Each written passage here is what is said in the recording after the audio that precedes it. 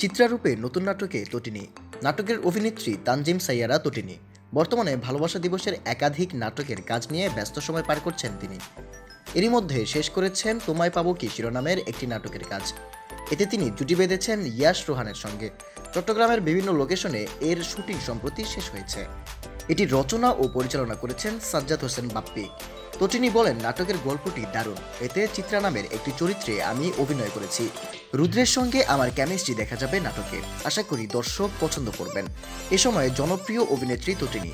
মিষ্টি চেহারার এই অভিনেত্রীকে বেশিরভাগ সময় রোমান্টিক ঘরানার নাটকে দেখা যায়।